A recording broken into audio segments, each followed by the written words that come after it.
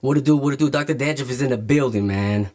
Crazy week we got. We got some straight newcomers. We got old people. We got everything. A little mix of everything. You know what I'm saying? For whatever your baby mama loves. But we right here, man, with Detroit, man. Everywhere I go, I'm running into Detroit people. Detroit are gotta be the sickest people. I'm like, what the fuck is in the water, man? Detroit is in the house for sure. Hey, we got Detroit's own, man. This is my boy right here. Y'all give it up for my boy. This is True, man. True, what's up? Hey, what's up, DrDandruff? Thank you for having me, man. Hey. This turn the lights off. This is my second official podcast. I don't normally do these, but I appreciate you coming by my studio the other day, so I had to return the favor. And I have females on my show, so everybody fucking wants to interview the females. They don't be asking me for shit, so I appreciate being able to talk sometimes. Hey, at the end of the day, it's like, I interview everybody that has a story, and then obviously you have a crazy story. Not only that, you have the Green Room Radio, right? Yes. So, how did that? Let's dive into the interview. How did that come about? So, Green Room started basically, we came up with a plan. I wanna say it was roughly like 2020 going into 2021. One of my best friends, she goes by the name of Domo Monster. She's also a porn star. Hey, give it up to her. Yeah, give it up to her. But she just so happened one day she hit me up and she said Rude Jude from Shade 45, who's one of my homies. Shout out to Jude. Shout out to Rude Jude, real talk. And she said she was going on the Rude Jude show, and at the time, I didn't fully know her that well, but I was like, oh shit, man, you better as a porn star, you better have your shit together when you go sit with Jude, because he's gonna he's gonna fry you. And she kind of had a funny way of how she came on the show. She kind of came on the show.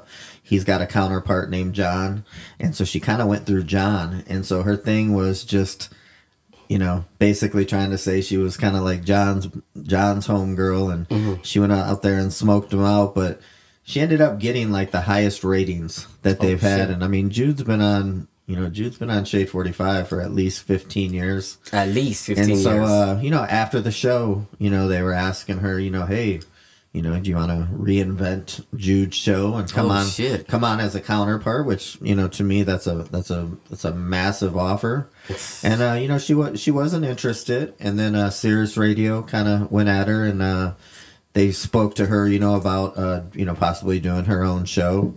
And I think she's for that. I think that's something that she's going to get into a little bit now. But needless to say, I mean, we were just chopping it up. Like I said, she was one of my best friends, so she just said, "Hey, why don't we do a show? Why don't we format it? Kind of try to be the newer, modernized version of like the Breakfast Club." Right. Shout out to them down there. Yeah. And so, like I said, so we got it going. I know the struggles. I mean, putting a show together. I definitely wasn't a radio person. We started it out. We had a guy named DJ DeVille. He was with the Crooklyn Clan. I want to say, one of the best remix producers in the world. So it was me, DJ DeVille, and her. We started out. DeVille kind of got, he's from Florida, and he kind of got shell-shocked with all this shutdown stuff. Right. So he just ended up one day just packing up, and it was crazy. Domo called me, and she's like, yo, DeVille's in a U-Haul. Moving back to Florida. And we're like, what the fuck? Where this fucking guy got? I was pissed. But needless to say, we ended up, there's a really good guy out here, DJ Super James. He's better known for being Baby Bash's tour DJ. And he's also been on the radio out here for 15 years. And, I met him when I first moved out here. And fortunately, at the time, he was on a radio station in Las Vegas called 104.3. And something went down with the station and the owner, some kind of tax situation. And Wesley Snipes tax evasion. They came up in there, man. And I heard they raided the studio out. And then, so Super James ended up sliding on over to us. So then it became me, Super James, and Domo. And like I said, I mean, the weird thing is when I started out, I don't look at myself as a radio person. So obviously it felt good having Super James. He had he was popping. He's a lot of experience, and of course so that's why you guys decided to put it radio.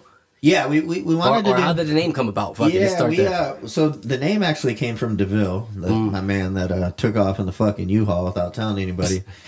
He actually came up with it, and so when he says green room, he just basically means, like, you're basically, when you go backstage at a concert or something, you're in the green room. Right, so you're basically interviewing people in the green room. He brought it up. It was his idea. We all liked it. Then it could go for like weed too. That's what I kind of thought it was. Like, I didn't even think of that. Yeah, like the green room. Well, what's crazy is I'm not a marijuana smoker, but I am down with the marijuana culture. Domo Monster, one of my best friends, she's really into the cannabis out here. I believe she's even sponsored by Hardin. But I never even looked at it that way, man. That's crazy. Yeah, the green room. You guys gotta get your own strand. Hey, that's what I'm talking about. I'm like, man, now you just gave me an idea. But no, we came up with it like that, and then, like when, the biggest thing was the reason we said radio versus podcast. Our plans from day one was obviously to go straight to radio. Right. The way I looked at it, I've been, I was blessed in the music business. I was able to basically retire at 28 years old. I'm almost 48. So for about 20 years now, I've been living off of music money. And so something I thought about, Domo she had been in the game a long time, in the porn game, still's in the porn game. But, I just always knew that at some point she would be phasing out. Super James, losing his spot at the radio. I'm sure that guy can go anywhere and get hired at any radio station. But I just kind of looked at it as like, man, you know what? Let's just, I'm going to buy us a job. Damn. Because just because, like I said, I stopped working at 28. I mean, I didn't stop working. I obviously got involved in a lot of projects. I just didn't see myself doing radio. And when it came up, I always felt like I was the weakest link, on the show. But as probably doing it yourself, once you get going and you get, you get past that 25, 30 episode thing, I don't know how it would be to do a show like you, because I feel like I need the counterparts. Right. I'm getting better, but when you're by yourself, I know you said you did some stand-up comedy. Yeah, stand-up comedy. And I feel that's crucial. I mean, most of the people that are in this podcast and radio lane, they're stand-up comedians. True. And I understand why. True. Yeah, I understand why, because you guys got a lot to say. Fortunately, being in this game, we've dealt with everything from Domo used to smoke before a show. A couple times during the show, she actually fell asleep right on the show. And she's an OG, man. She's experienced. But that happened. You're saying the aspect of it of you going live, because shit could happen. You don't know what to do. And she was sitting right in front of me. So when you look up and the person on the show is sleeping, it gives you the worst feeling in the world. You don't know how to be like, yo, wake up or whatever. And then you kind of see the guests glance over, and then they quickly turn because they don't even want to. They're like, damn, she didn't want to ask me no questions. Yeah. She fell asleep on my board. But anybody in the weed industry, they're just like, yo, it's too strong. First and foremost, we understand. I always say, man, I'm always like, hey, we did the alcohol thing too, so it's not just a weed thing. Right. And I thought, myself in general, I thought that alcohol would definitely pep up the whole situation, which I found it did and it didn't. Depending if you're getting hammered, a couple drinks just to fucking, Yeah, like I like to chill. Like we've been doing like the 1 or 2 drink thing. But we went through that little phase where it was like, we're knocking down a fifth, and next thing you know, we're all fucking sloppy, scattered. And I know on our plan from the jump why we went with radio. We didn't want to use the word podcast, because our plan, obviously, with my ties in Detroit. Our plan has always been to go to Shade 45. Right. That's where we're, that's what we've had our sights set on for a long time now. The goal was get over 50 episodes. We are over 50. But I don't consider that right now, and the reason being is because 50's 50, my boy. Yeah, we got about 25 or 30 in during the pandemic, and then everything shut down. So at the time, we didn't have the good video team, and we didn't, we had homies helping us, and yeah, you're learning the program. Shit just wasn't coming together. Right. And so like when we ended up relaunching, which is just about a year ago, we just hit YouTube and all these people with 30 back interviews from a year prior. So meaning most of those guests, I kind of felt bad because, their things had dated, even though, people still enjoyed watching them. But, that's basically what happened to us. And then, then figuring out all the little shit, like I said, there's a lot, I'm sitting I'm sitting around here looking at your studio, and there's just a lot of, everybody puts their own twist on it, but I mean, we went through the growing pains of that, trying to figure out, the cameras and how this works and how that works, and I'm still trying to figure it out. Yeah, no, I think it's one of those things that you never really learned because there's always something new. For instance, like I see you're using this Rodecaster here, which I switched over to. I think it's the best thing money's ever bought since sliced bread. It is, but one thing I need to tell you, Rodecaster, if I can have any input for you, please add some more inputs. This, for what you're doing, you do a one-on-one show, even if you wanted to add a second or third person, it's possible. It goes up to 4, Yeah, our show, we have 3 hosts. You add a guest, there's 4. A lot of times our guests have came with 2 people. Yep. We do have a 5th mic, so now you're on 5. We have a producer who he answers a lot of questions for us, but he's not on a mic, so that's actually the 6th mic.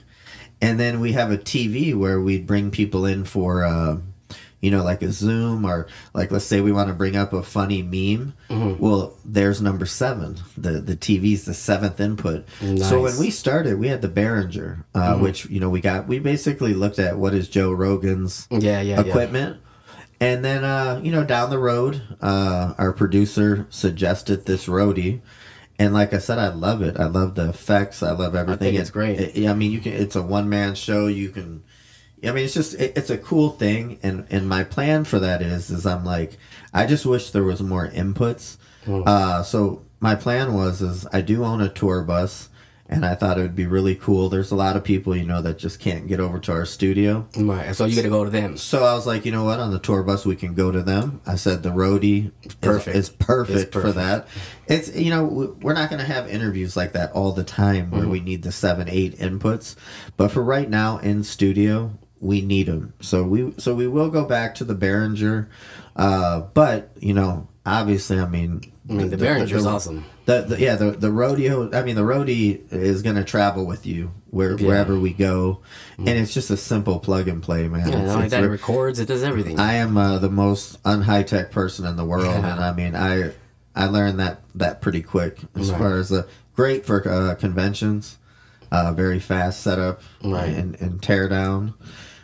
So how long have you been doing what you've been doing? I got about, I don't know, 3 years on and off. I started off doing like lives, more like live streams, like Live Me, Bigo, shit like that. So I was just used to always having like, like a fan base. I was sponsored actually. So when you do the live stream, do you have that? I've seen there's a guy, Michael Sartain and Rollo Tomasi.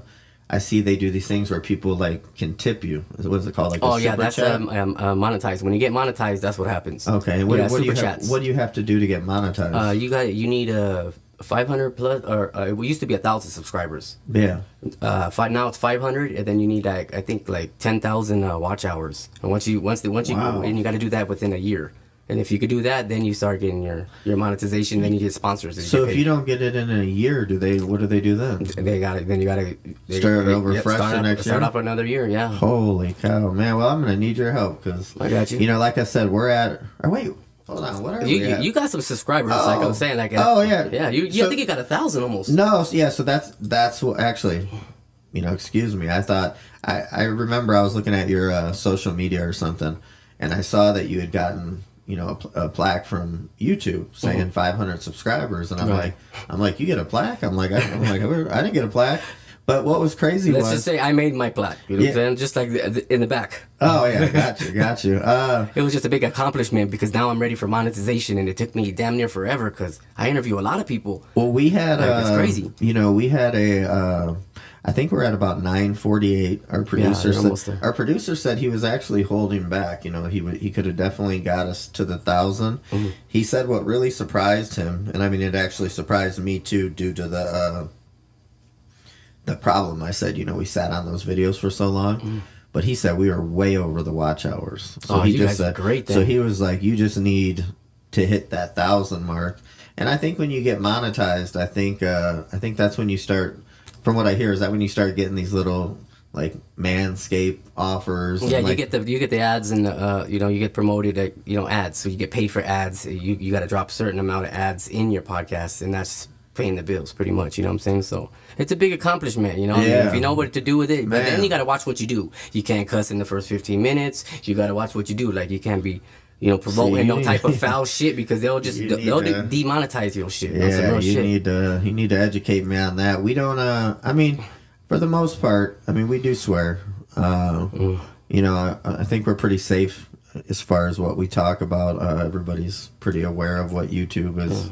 Well, let's dive in there, like what you talk about, because I've seen in some episodes for you saying that. You had like barely started, barely not know what to do. I've seen you with Nick Diaz or Nate Diaz. Yep, Nick I've seen you with King Lil G. You have some heavy hitters. Spanky Haze. Shout out Spanky Haze. And the hard thing is just like I said, when you do opposite of what you're doing, when you do a group, which consists of 4 of us, it's like being in a band.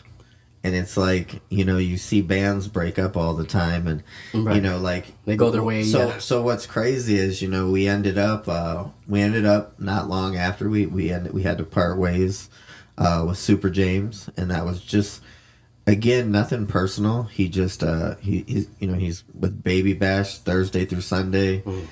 He was really good about keeping up with us. If he couldn't be there, he'd send somebody. But he missed 3 really big dates for us, so we ended up having to part ways with him. So again, now we had a new person. And then Domo, who I'd been, rocking with for 8 years, same thing. She just, she wanted to focus more on her porn career. So next thing you know, I'm by myself again. Damn. And I was like, again, the smart thing we did is when any of us were ever sick, we would bring in guest hosts. So for instance, like you said with Spanky, I bumped into him at, I believe, Champs a couple years ago. And it was really interesting. We had been around each other for a very long time. We just didn't know it. But, he came on as a guest. And then, we used him as a guest host due to the fact he was living here in Las Vegas. Had to give my man the speech about the no weed. Now he wasn't falling asleep, but he was just he was just quiet. Right. And so again, we had an intern at the time named Lil Rach, and so I don't ever like to say people replace people because everybody's their own person, but Lil Rach essentially slipped into Domo's spot, and then right now we have Spanky slipped over into Super James's spot. And perfect. Since having that conversation with Spanky, we just, when people look at my page now, we're about 6 episodes behind. We were kind of having a little bit of turmoil going on. So, the one we just posted yesterday, Gucci Berry, who was a pretty big guest, that still has Domo on there.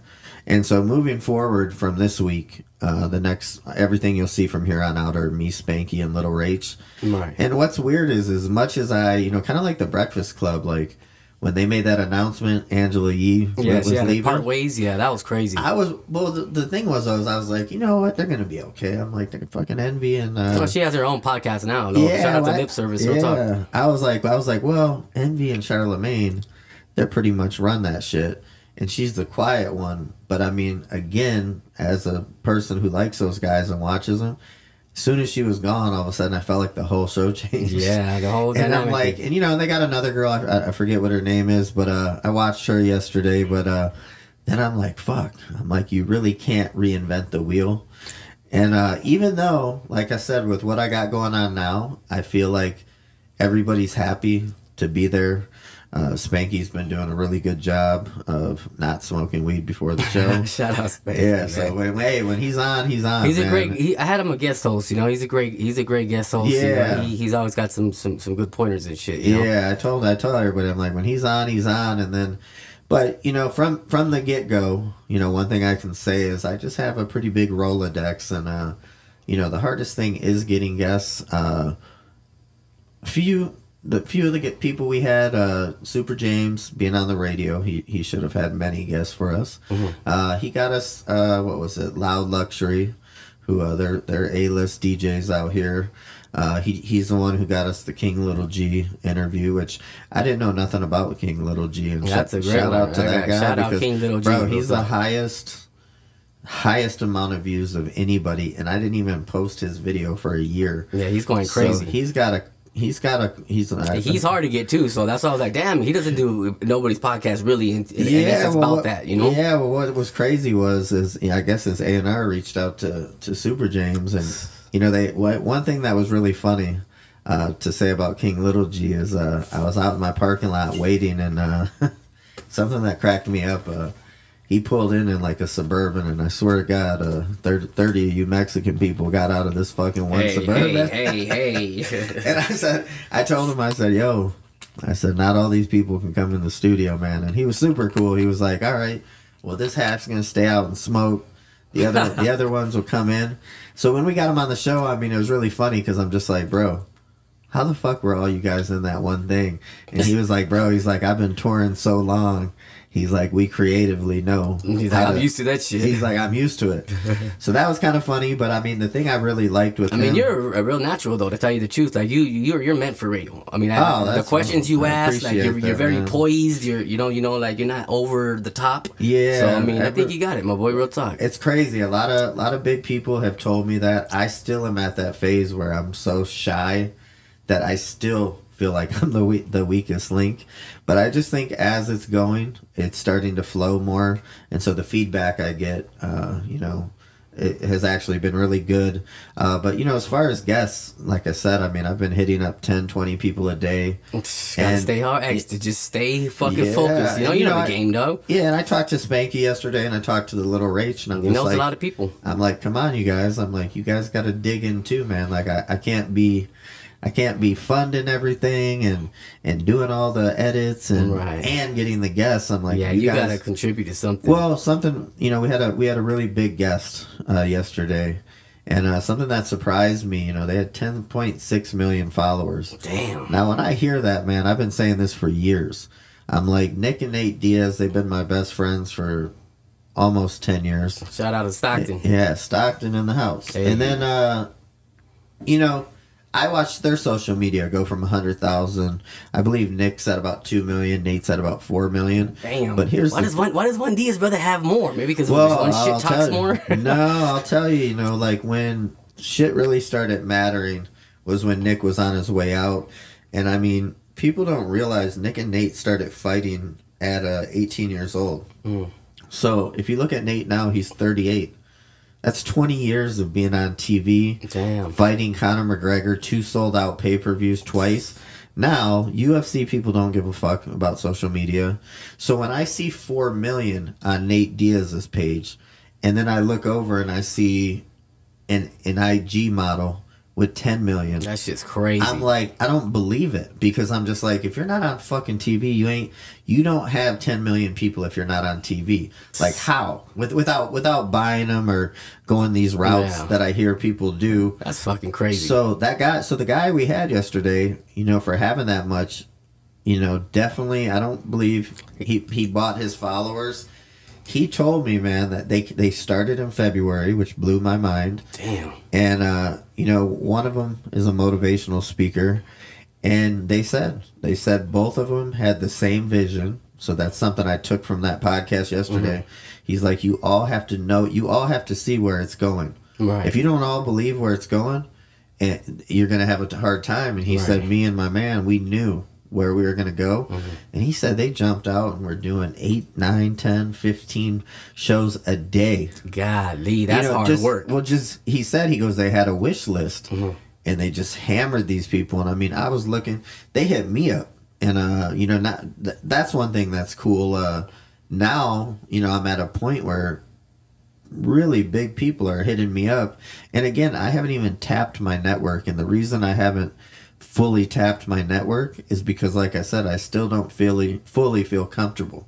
So, and again, I mean, one thing the guy told me yesterday, and which is absolutely true, I was like, well, you know, I said, I've brought a lot of people. I brought a lot of names, you know, not to say I haven't brought like a Nas or somebody like that I know I can get. Right. And the reason I did that is just because when you're switching people in and out, there's a level of uncomfortness. Like, are we really ready to take on an interview like that? Right. Or should we wait? And I mean, the guy yesterday, he's like, bro, you just got to do it. You're in it. Yeah, he's like, you can't think that way, because he goes, you know, something really smart he said. He was like, everybody's the same. Everybody's the same. Nas is no different than Spanky, and Spanky's no different than.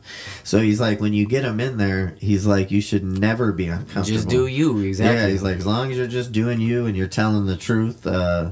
You know, we do have. I mean, your studio's damn near fucking like. I mean, it's bad. It's so dope, dog. It's like you got rooms, you got the feng shui. I mean, your studio's very, very intimidating. Yeah, well, you actually saw it at a rough time. We had a get together in there. You know, I told people my studio was kind of like a museum of stuff that I've collected over the years. But you know, when we were dealing with Sirius Radio, telling them, you know, our plan was to come there, they really pushed us to move to LA. Right. And I was just like, you know, I'm not doing that. And so they basically just said, look, if your plan is to be here and you're going to rock with us or whoever, you know, on that type of level, your equipment needs to be that type of level, or you're going to have to come to our equipment, because, you know, they said it's very hard. I mean, you guys are doing radio, so your sound got to be pristine. Well, that's what they said. So they came out. You know, they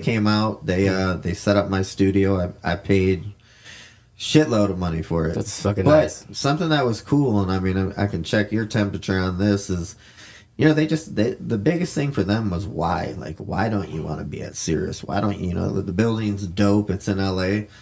And I told him, I said, you know, honestly, I said, IP? I said, well, there's a lot of reasons. I said, one, you know, LA is very expensive. I said, I really like where I live, and to relocate is a lot. To relocate, you know, even though at the time, you know, my partner Domo, she was living in LA, and I got her to come out, and thank God she did. She came out, and then COVID hit, and you know, COVID, I believe in LA was a lot worse than Vegas. Vegas was pretty lenient, you know, as far as whatever. But I told him, I said, honestly, bro, I said, I think that I can get more celebrities in Vegas, because I said, it's a touring spot. Well, yeah, I said, well, I go, here's the thing with Vegas. I said, you know, these, you know, the Nas's, the Nellies, the DJs, you know, they don't do their show and go fucking hang out at the nightclub. Like they're in their room a lot, you know, and I know that just from touring the world. Like, you spend a lot of time alone, so when they do get these podcast and radio interviews, that's what they want to do. Because the last thing, you know, that they're not going to do is they're not going to, you know, Marshmello's not going to finish his set and then just go fucking sit down and drink with his fans or whatever. He's in and out. And so I just said, I go, you know, Vegas, you can get to people. LA is a lot more protected. Right. It's harder to, like, you know, you see whoever, you know, you see Nas walking down the street, you necessarily can't just come running up to him in LA, because LA is a dangerous place. He's gonna think the worst. And you know, his security, it probably ain't even let you get near him. But for some reason in Vegas, I feel like people let their guard down. I think they feel, you know, a lot of things here are on camera. One thing, you know, that I'm sure that you've run into, we've run into it a little bit, but it gets difficult. You know, when I was actually, there's a guy out here, Molly Mall. I don't know if you're familiar with him. Is he Loving Hip Hop? That Molly Mall? That Molly Mall. The ball guy? Yeah. Shout out Molly Mall. Yeah, so he mentioned something about possibly doing his own show at our studio, and I told him I was with it. And then, you know, he then turned around and said, well, you know, I already got a studio at my house. Why don't I just do it at my house? Now, here's the kicker, but I mean, it can go either way. I almost did my studio at my house. Now, I live out in Henderson, but here's the thing. I'm like... It's rough. Where we're at, you know, right there on Tropicana, we're a mile from the airport. And it's like... Convenient. Do some of these guests, do they want to come to your house? That's the first thing. Second thing, even my studio. You know, when you get into people like the Snoops or the whatever... You're asking somebody to come to a confined location. Shit. And like I said, I mean, you know, we're in a normal office plaza. I wouldn't say it's the greatest neighborhood over there. But, you know, it is a safety risk for people because, you know, I've seen guests come on and you know, my biggest thing I do is I show people around the whole studio just so they can understand that nobody's there. I always have to tell people this is a private studio, not open for public. And that's big facts right there. Yeah, because they get nervous. And I mean, to tell you the truth, I don't doubt them. Shit.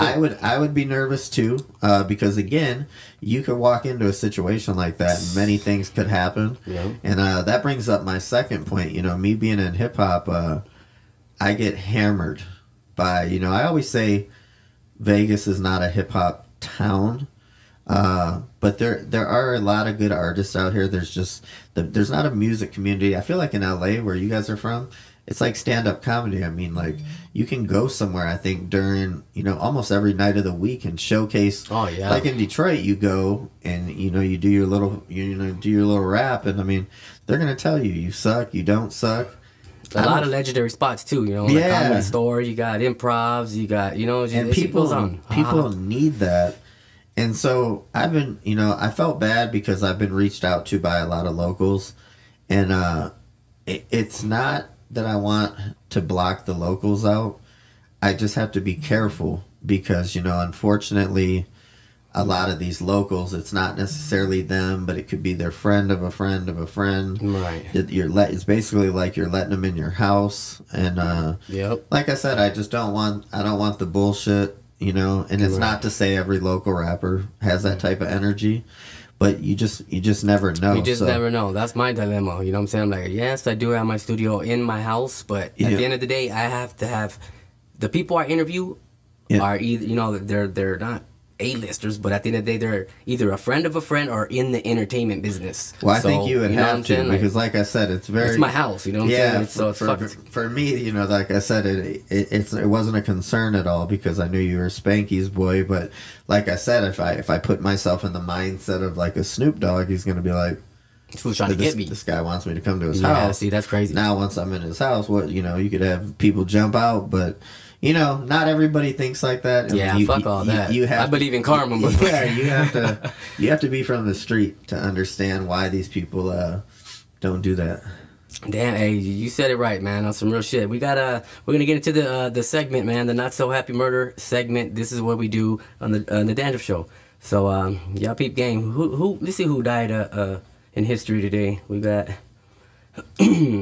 What we got? I used to do these. Yeah, you know, I gotta do a little something. We got September 9th, Ronald Callis, or Calise, if I'm saying it wrong, I'm sorry, Ronald Bell, a co-founder, songwriter, saxophonist, vocalist, and producer of the chart-topping group Kool and the Gang, had died at 68 years old, man, in the famous deaths in history, man. So rest in peace to that man, legendary group. And, you know, his soul live on forever, man. They can't stop the music, baby. That's the most famous person today? That's the most famous person. I couldn't even say his name. I mean, I felt disrespectful. You know, Kool and the Gang. And again, I can't even name one song, but I know Kool and the Gang's legendary. So anybody who plays an instrument, that's pretty dope. What other segments? So let's get into some shit. We got let's ask you some questions. Okay. Go ahead. Okay. Who is the great? I mean, because I know you like a lot of rap music. Yeah. Obviously, you toured the world. Yes. What is the craziest shit you ever seen on tour? Well, this is a crazy story. You gotta say with who, but well, I'll actually go there because I don't believe this guy would care. But I happened to be in Russia one time, and you know, I see what's going on. You know, hopefully there's a statute of limitation, but I see what's going on with that basketball player. But I was out in Russia with Marilyn Manson. Oh shit! And, the beautiful people. Yeah, and you know, he had that little nose candy, and he got me to hit that with him. And you know, if anybody who's been to Russia, those people they're very aggressive people. And man, Tell Brittany Griner that. Yeah. No, when I hear that about her, I'm just like, that's what some in the bullshit. Fuck were we? I mean, they probably would have killed us. But we did it, and I think it was a learning experience from both of us because we were like, man, don't ever do that in a country where you don't understand their language and where every guy talking sounds like they're gonna kill you. They're looking at you in that Russian accent, and so that was that's probably the craziest. And one time we went to. I mean, you gotta just sniff cocaine with Marilyn Manson. Like, well, that's I'm like, bro. There's a few things, you know. Like I said, that's not something I do nowadays. But I'm like, you got to smoke weed with Snoop. You got exactly. You got to do a line with fucking Marilyn Manson. That's for sure. But just don't do it in Russia. Okay. And then one time we went to Istanbul, Turkey, and that was kind of we kind of went off the path for this show, and we were riding in a Jeep. With military with machine guns. Damn. And I just remember sitting there like, what, you gotta be worried no more. Like, what in the fuck? Like, hang on, why are we in a Jeep with military with machine guns, and like, what the hell's going on? But you know, it was cool. You know, you got the 50 cal. Don't be afraid. Yeah. So what else you got? What else? I got it. Who was the best? Your favorite podcast interview, like who that you interviewed? Oh man, so. Not to put you on front, because other motherfuckers are like, I thought it was me. Like, No, the favorite one, to be honest with you. Like, you had the most fun. Like, you know, it was intellectual. You guys all, you know, grooved. Yeah, I would say, man, probably the best one that sticks. I mean, yesterday's one really sticks out to me a lot, just because the guy Wayne, who we interviewed, you know, he dropped you some gems. Yeah, he was on his game. Everything went really smooth. But man, there's been so many good ones. Brad Lee, his name is spelled Leah, so you want to say Brad Leah, but it's actually Brad Lee. He tours with like Tony Robbins, Grant Cardone, motivational speaker. And the thing that I liked about having him was, you know, he's all business on his own personal show. It's called Dropping Bombs. Right. And so I think what happened with our show... Oh, man. Hang on. I got to go back to my favorite one. My favorite one was Don motherfucking Johnson. Hey. We just had him about a month ago. It was legendary to have somebody like that on our show. He's a really famous blackjack player. I've seen that one, out here. He's by far the favorite. The cool thing with Brad Lee... was I think we brought him out of his, you know, when you watch his show, everything is about business. Mm-hmm. And so I think coming on a show like ours, it loosened him up. He's a really funny guy. Right. He didn't remind me of the guy that I watch on his show, but I would say, you know, to anybody who doesn't know that guy, follow him. He's got a lot of really funny shit on his show, but definitely Don Johnson. And Don Johnson's the only person we hung out with, actually. We when we were done, we actually went and gambled with him, which, you know, that was pretty dope. Favorite rapper of all time? Favorite rapper? Woo. So, I'll say it like this. It's always been Tupac for me. I do have a tattoo of Tupac on my back, but... also being from Detroit, I say Eminem, and I tell people this. I say not because Eminem's from Detroit and I'm from Detroit do I say that. I just say that because times I'll say it's just a different era. Like, you know, who knows what the climate would be like if Biggie and Pac were around. I often wonder, like, would they be friends? Who would they mesh with? Who wouldn't they? What artists they would have brought out? So I say different time, but my whole life it's been Tupac, and then just from being in Detroit and you know, listening to Eminem lyrically, I just don't feel that anybody can come with any closeness to him at all. Real talk. Yeah. I mean, shit.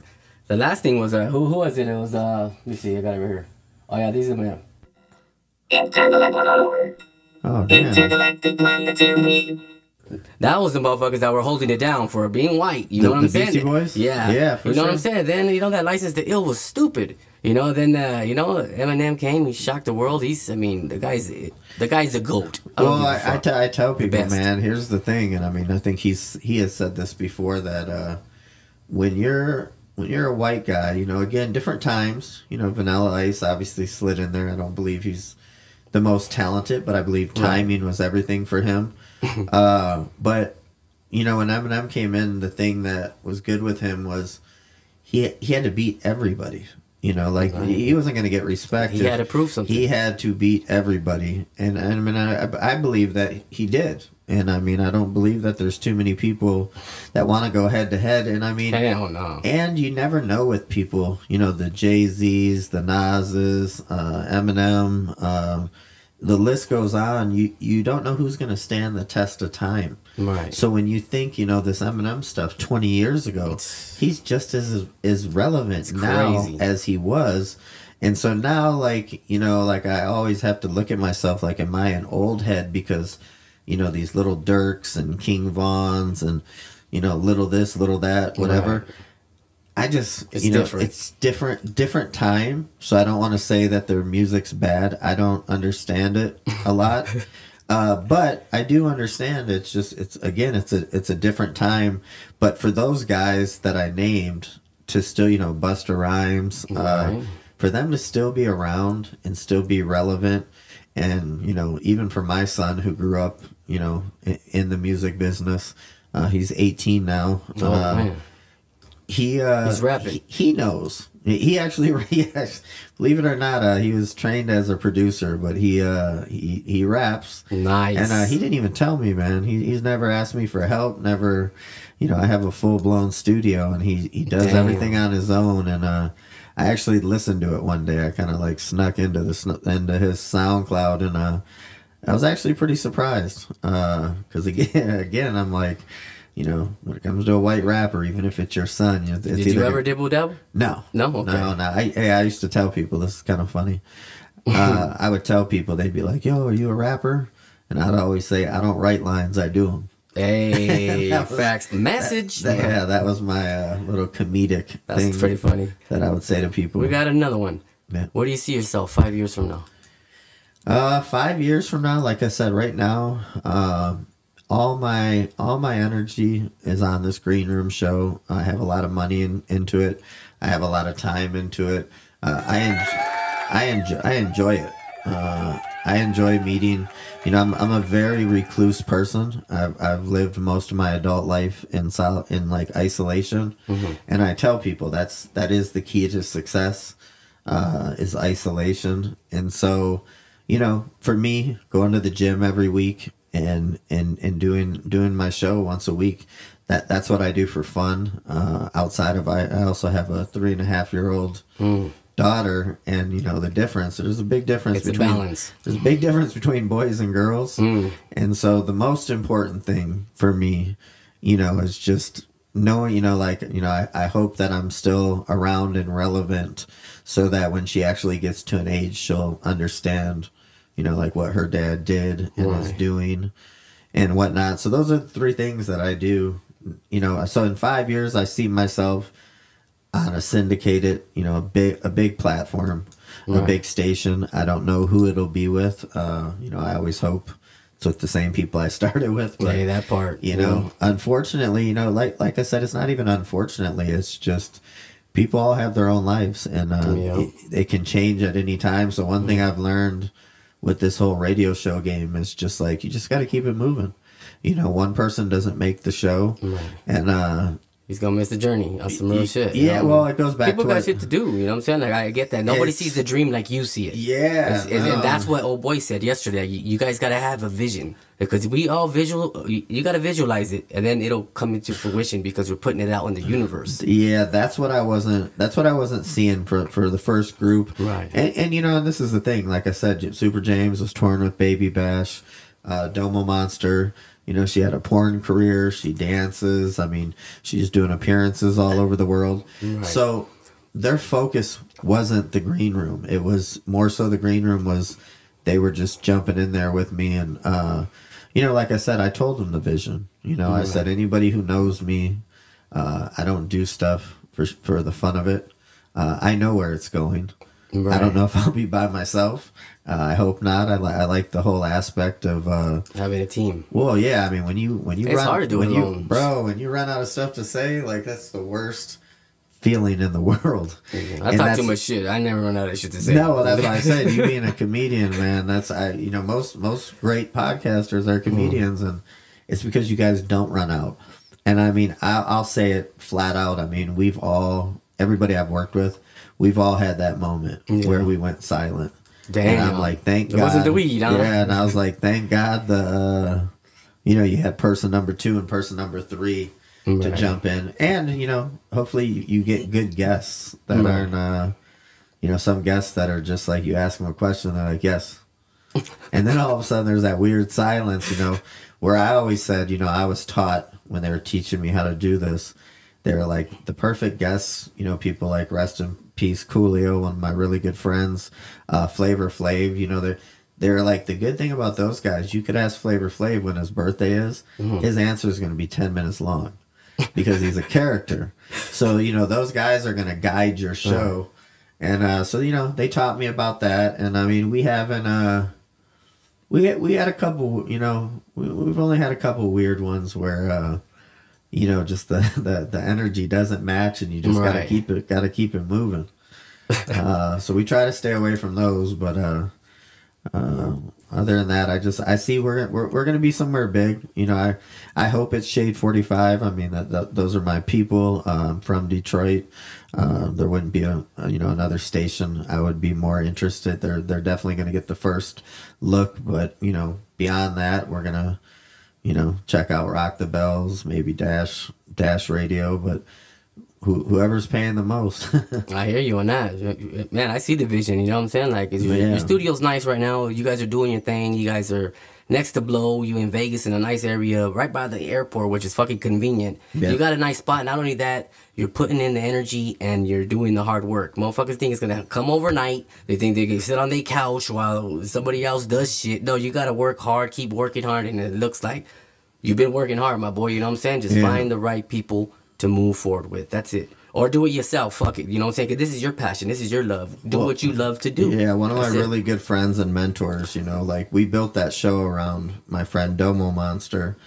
And, you know, when she tapped out to do her own thing, my friend had told me, he said, listen, bro, he said, so just so you know, this is your show now. You know, he goes, so meaning, you know, you had all your fruit in the basket on this girl, and now she, you know, life is moving her on, and now you're sitting there scared. And he goes, so moving forward, you just have to understand, this is your show. You're in control. You make the calls.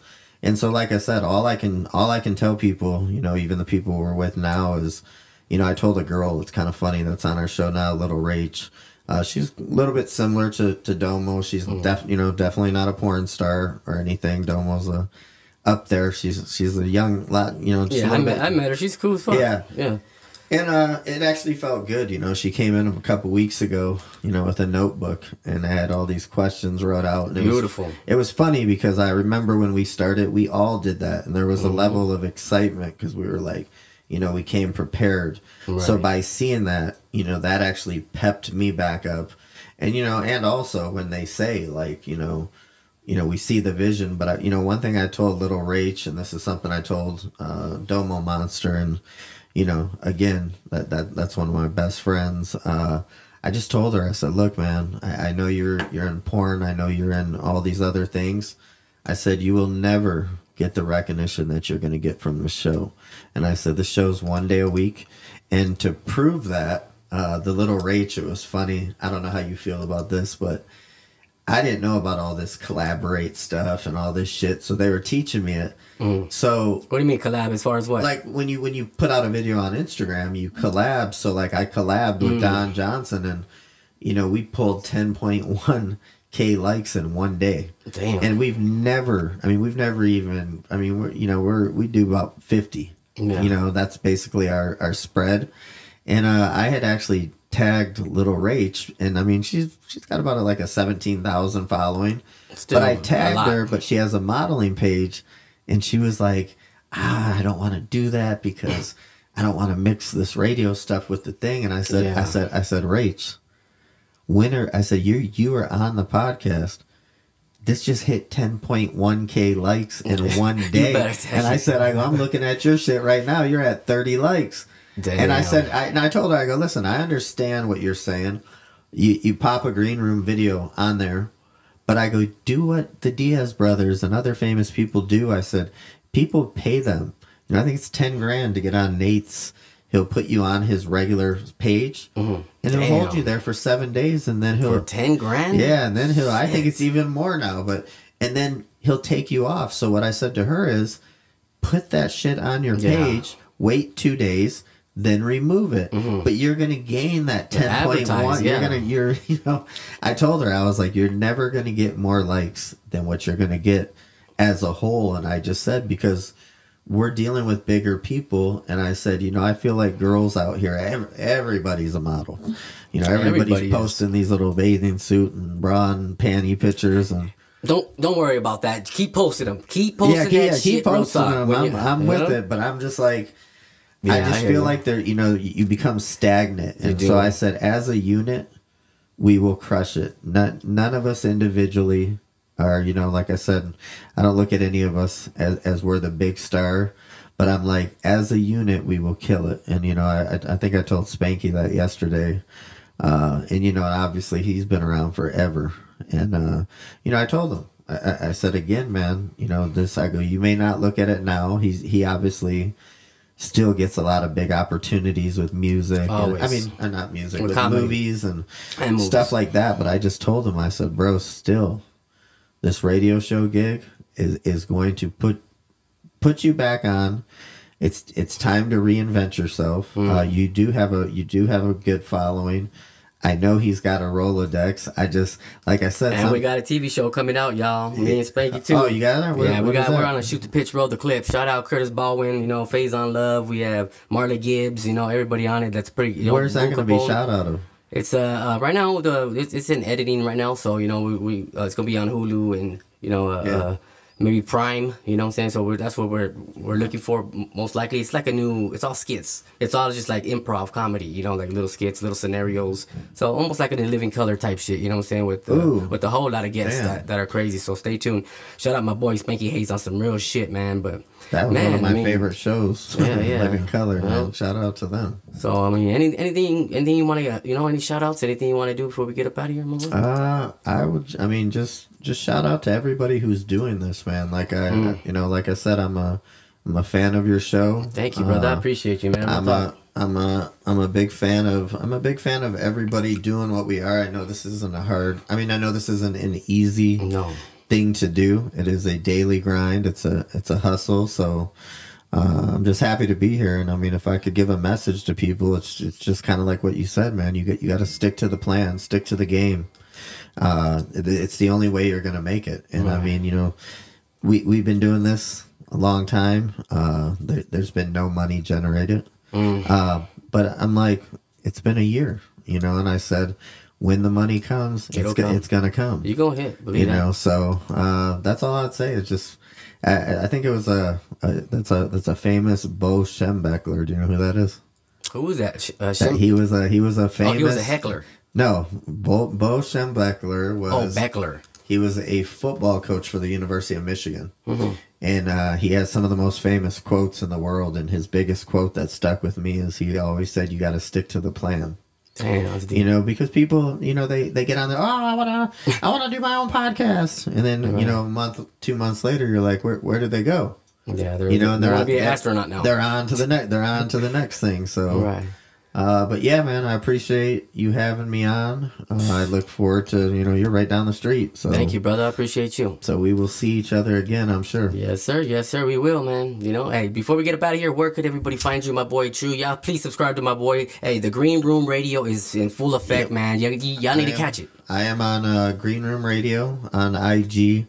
I think it's Green Room Radio everything. My personal page did get hacked, but it is TRU 11E11EVEN is my new IG. But like I said, I'm kind of old school, so just you can find me on the Green Room Radio page. Hey, that's what's good, man. Y'all see, hey, y'all seen it. We came, we saw, we conquered. Hey, true, man. It was a fucking blessing. You guys are on your way, man. On some real shit. I love the studio. I love everything you stand for. I love the visual you guys got. I see it coming too, man. On some real shit. Thank you, brother. I appreciate you for stopping by, I dog. appreciate you, man. Peace out, yo. Dandruff in the fucking building. We out of here. Hide your baby mama. It's your girlfriend's favorite gynecologist on the weekend. I'm out of here, y'all. Let's do it.